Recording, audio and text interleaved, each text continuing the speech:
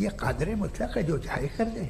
इससे आप दुआएं मांगते हैं हमारी ये काम कर दे वो कर दे, तो इसका मतलब डे टू डे लाइफ में वो इंटरफेयर करता है और ये देख रहा है वो।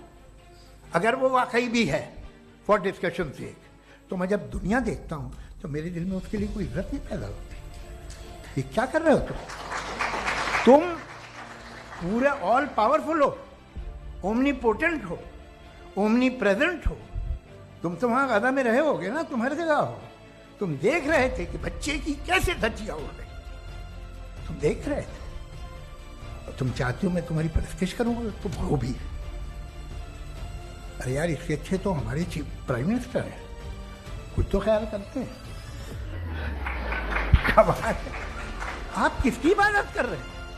अगर वो है भी, ये दुनिया नाइंसाफी से, जुल्म से, जबर से, तशद्दुद से भरी हुई है। और आप ये मत कहिएगा कि वो देख रहा है और वो बताएगा एक दिन। अगर वो देख रहा है और इंटरफेयर नहीं करता तो आप दुआ क्यों मांगते? आप कहते हैं मेरा ये काम करा दे, इसके मतलब है वो दखल दे सकता है, वो आपको नौकरी दिलवा सकता है, भले दूसरे आदमी को न मिले, मगर आपका काम कर देगा चूंकि आपने दुआ मांगी है।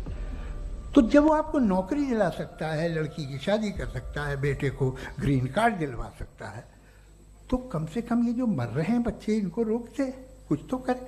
मुझे तो दुनिया में, इस दुनिया का कोई मालिक है, इसका ओमनीपोटेंट कोई रूलर है, और ये दुनिया ऐसी चल रही है।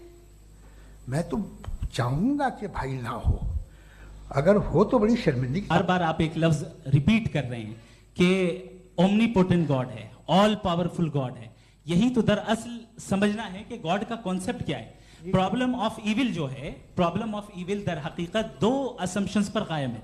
अगर आप इन दो असम्पशंस को समझ जाएं तो ये प्रॉब्लम नहीं रहेगी, आर्ग्यूमेंट आपको समझ में आ जाएगी कि ये कोलैप्स कर जाता है।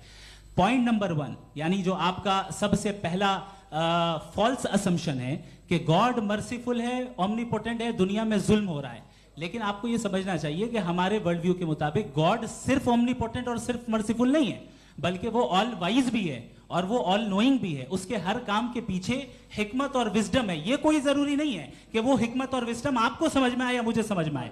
अगर आप जो समझ रहे हैं उसके मुताबिक आप फैसला कर रहे हैं, ये लिमिटेड पर्सपेक्टिव से आर्ग्यूमेंट है। और इस चीज को हम अपनी दुनिया में, अपने लाइफ में, डेली लाइफ में इस प्रिंसिपल को एक्सेप्ट करते हैं। हम जब किसी डॉक्टर के पास जाते हैं, डॉक्टर के पास जाकर वो अगर उसने हमें कोई दवाई दी है, तो हम ये तो नहीं कहते कि जब तक आपके पास जितना नॉलेज और जितना विजडम नहीं है, आपने क्यों ये दवाई दी है, तब तक हम इस चीज को एक्सेप्ट नहीं करेंगे।